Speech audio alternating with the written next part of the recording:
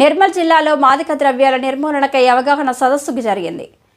Social justice for world human rights council national chairman doctor Koppula Vijay Kumar ఆదేశానుసారం ప్రభుత్వ junior కళాశాల లోకేశ్వరం నందు social justice for world human rights council Mudhol నియోజకవర్గ director doctor సాప పడ్డారి విద్యార్థులతో మాట్లాడుతూ ఎవరు కూడా గంజాయి, సిగరెట్, బీడీ, తంబాకు, కొకైన్ వంటి మాదక ద్రవ్యాలకు ఆకర్షితులు కాకూడదని, మత్తు వల్ల మన జీవితం చిత్తు అవుతుందని తెలియజేశారు.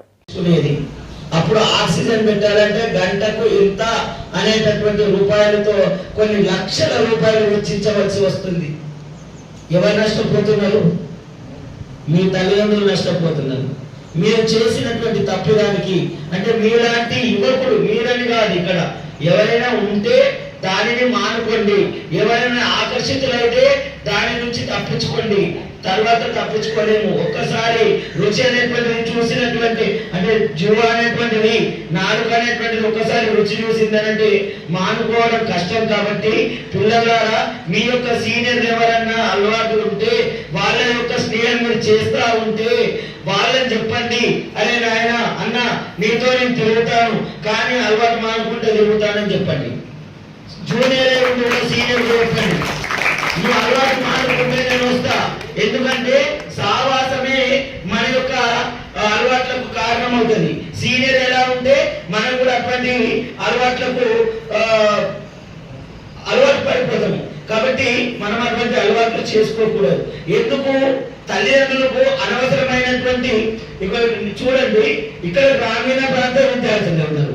అందరూ ఆల్మోస్ట్ ఆల్ స్టూడెంట్స్ వ్యవసాయ ఆధారిత కుటుంబాల నుంచి వచ్చినటువంటి పిల్లలే.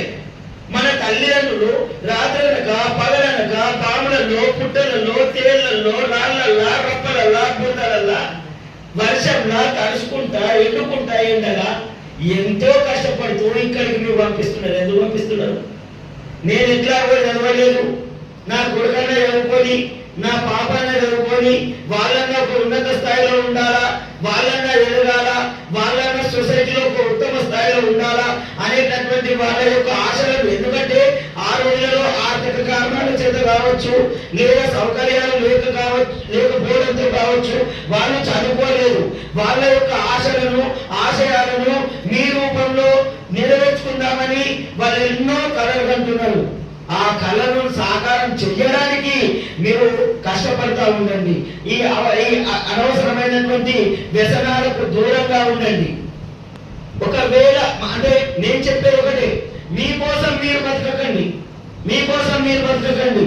సార్ లైవ్ అందరూ పిల్లలు ఏమంటే, సార్ పుడతాం ఒకసారి, సత్తం ఒకసారి, పుడతాం ఒకసారి, సత్తం ఒకసారి. సస్తం అనేది ఏదైతున్నదో అది మన వీజా టికెట్ అమెరికా పోయి రానందుకు వీజా టికెట్ పోయితే మళ్ళీ ఖర్చు ఉంటుందా మళ్ళీ? కాబట్టి పుడతాం ఒకసారి, సస్తం ఒకసారి అనేటువంటి మాటలలో అన్నంత ఈజీ కాదు. ఎందుకంటే చచ్చటోడి దస్తాలు వచ్చినని మన తల్లిదండ్రులు కోరుకోలేరు, మన కుటుంబ సభ్యులు కోరుకోలేరు. హాస్పిటల్లో లక్షల